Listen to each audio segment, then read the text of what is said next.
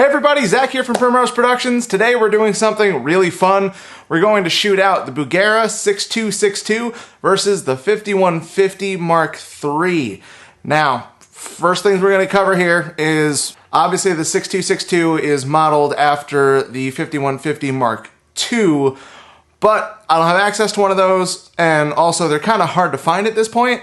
But the 5150 Mark III is readily available in stores easily, as well as the Bugera 6262 easily available in stores. So these are the two similar amplifiers that are easy to get, so yeah, I figured I'd shoot these out. Also, for this instance, we're only going to be using the high gain channels of the amplifiers. They do have a clean channel, but I'll tell you right now, the clean channel on the 6262 is pretty bad, and that's because the 6262 is modeled off of the 5150 Mark II, on which the clean channel for that is also pretty bad. With the 5150 Mark III, they greatly improved the clean channel. I mentioned that in my review of just that amp. You can go check that out here. And yeah, so yeah, we're just doing the lead channel on both of these amps because that's predominantly what people use these amps for, is high gain tones. Before we actually get into the performance, let's go over a couple more things. Each performance you're going to hear is there's a left side performance and a right side performance. They're double track guitars in every single take. The performance on the left side is always the same performance. The performance on the right side is always the same performance. The only thing we're changing is the amps and the settings on the amp. We're reamping the same performances. We took DIs of them, reamping them through each amp each time to see what we do. So first thing we're gonna do is we're gonna take both these amps and we're gonna set all the EQ to 6. It's a good starting place when you're looking for a tone, is just put everything on 6. And yeah, it's usually a pretty good starting tone, and then you can tweak from there. So we're gonna compare them side by side with that setting. We have the presence down to about 2.5 on each of them as well. And the volume is gonna be different on each because we were just trying to get an overall level match.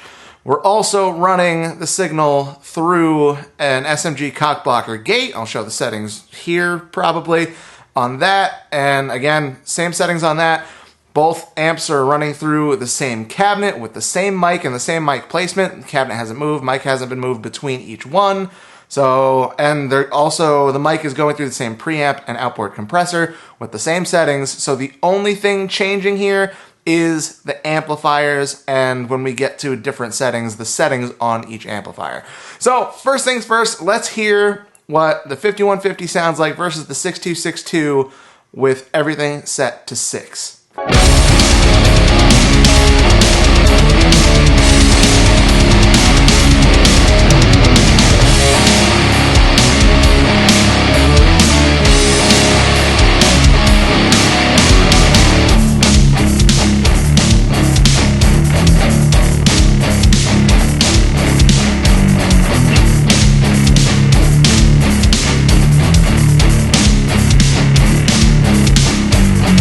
Alright, so that's what they sound like in the mix. Now let's hear the guitar tracks on their own.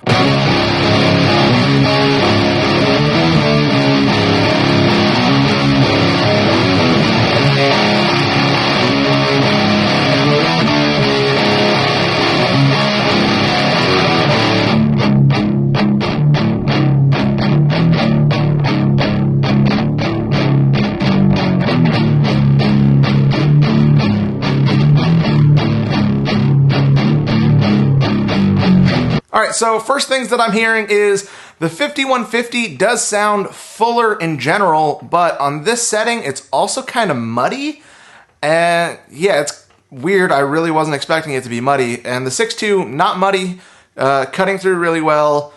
Yeah, overall, for this particular setting, I actually prefer the 6262, especially in the mix. When you listen to the guitars on their own, the 5150 does in general sound better than the 6.2 for these settings, and that's, again, just because the 5150 is fuller.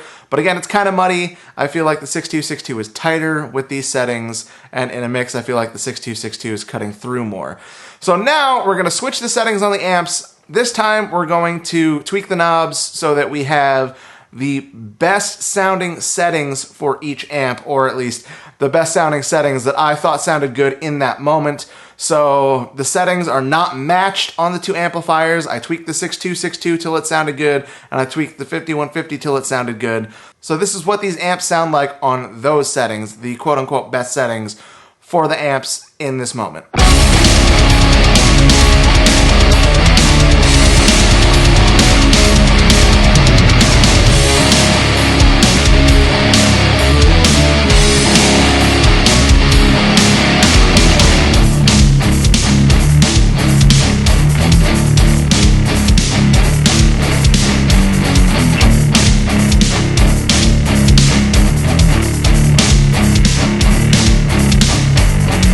And again, let's listen to just the guitar tracks side by side.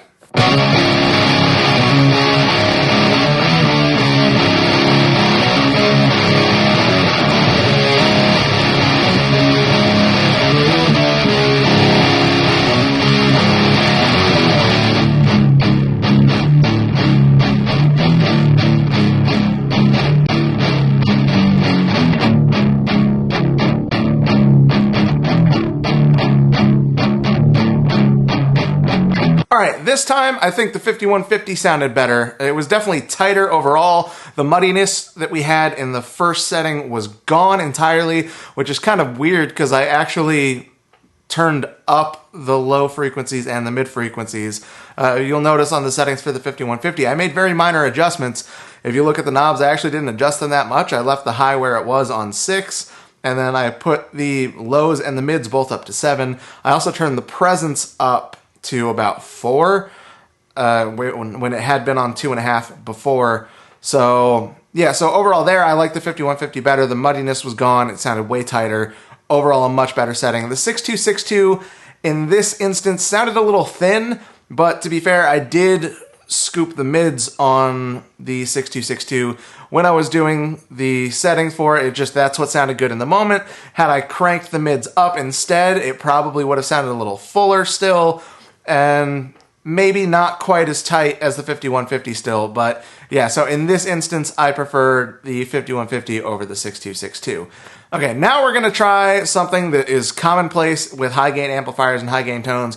We're gonna put an overdrive pedal in front of both of the amps and see what that sounds like. We're leaving the quote-unquote best settings for the amplifier. We're just adding an overdrive. It's the Maxon OD808. I'll show you the settings on that here, and yeah, so let's hear what these amps sound like with the overdrive in front of them.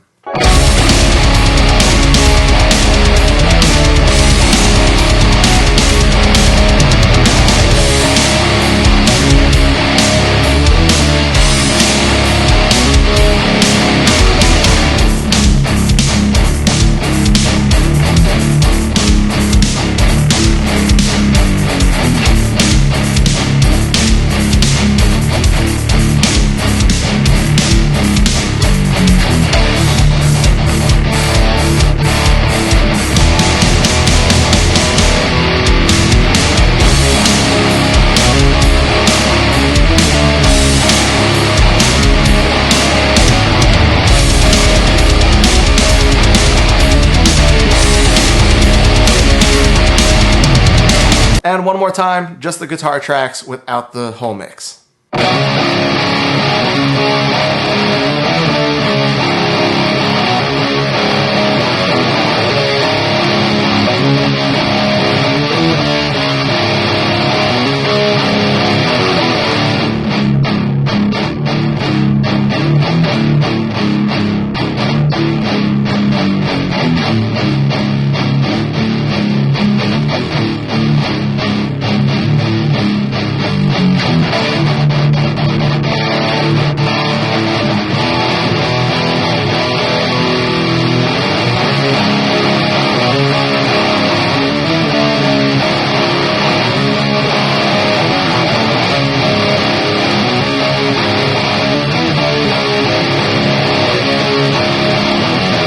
So this is really interesting. With the overdrive here, the 5150 it added so much energy. Like automatically, this is what you're normally using an overdrive pedal for. is to add energy to the track. You want a little bit more compression and a little bit more attack out of it, and that's doing it perfectly with the 5150. With the 6262 here, I actually feel like the overdrive made it even thinner. Now, I could have messed with the settings on the overdrive. I could have turned the tone knob on the overdrive more towards the low end, and that might have fixed that problem. But in the interest of keeping the same settings on everything but the amps themselves, I left the overdrive on the same settings, and that's what we're left with there. All right, so that's pretty much it. That's the shootout between the 6262 and the 5150. Obviously, the 5150 came out sounding better overall. It was just a little bit tighter. And again, it's the Mark III, so it sounds a little bit more modern than the Mark II, which the 6262 is modeled after. So obviously we're going to have a fuller, more modern sound from that in general. So yeah, 5150 over the 6262 definitely sounds better with the 5150. That being said, if you are on a budget, the 6262 is still a great option. I still love this amplifier. I still use it all the time. It sounds good. Maybe not quite as good as the 5150 Mark III, but it still sounds really good. And in a mix, you're not necessarily going to notice that much. With the right settings for the right song, you're not going to notice that much. And yeah, if you can't afford the $1,200 or whatever it is for the 5150, the 6262 is still a great option, and I would recommend it if you're on a budget. So real quick before we wrap up, if you are in a new band or if you're a new solo artist and you're just getting started and you haven't had any music recorded yet, I want to give you something that I think you'll really enjoy. I'm really fortunate to have my studio calendar booked up most of the time, but regardless of that, I still seem to always end up with 2 to 4 days each month that I can't book. And so rather than try and fill it with regular clients and make a few extra bucks, I have recently been offering those days up to emerging artists to help them get their music out there. So if you are in a new band, if you have no music recorded, no music released at all, and you're in the Southern Vermont area or you're willing to travel to the Southern Vermont area, I'd like to offer you a free song recorded at my studio. You'll get 1, maybe 2 days in the studio depending on how big your band is. You'll come in, we'll record the songs, and basically totally for free, and it's just this is my way of giving back to the scene that's been so good to me in the last few years. There's a lot of artists around here that in a lot of cases they just can't afford to record at a studio. So I want to help them be able to get something out into the world. And it's also a great way for you to check out what it's like recording in a professional studio and having your music professionally recorded before you go and spend hundreds, if not thousands of dollars to whatever studio you end up choosing in the long run. You get to come in, you get to figure out how the whole process works and see how it's really done before you make the decision on where you're going to go and pay someone thousands of dollars for an experience that you may not actually end up enjoying. So I don't know, I thought it would be a cool thing to help some people out and to have more new music coming out, because we always need more new music coming out. So if you want to find out more about that, go to my website, primroseproductionsmusic.com. Just fill out the form at the bottom of the homepage, send me a message, and we'll set up a time for you to come in and track a single. Anyway, thank you guys so much for watching. I really appreciate it. I hope you found that video enjoyable. I just thought it'd be cool to shoot out, a budget amplifier versus, one of the typical monster fucking amplifiers that everybody knows. And yeah, I hope you thought it was cool. I hope you found it helpful. Let me know in the comments which amp you preferred. Thanks again for watching. I will see you in the next video.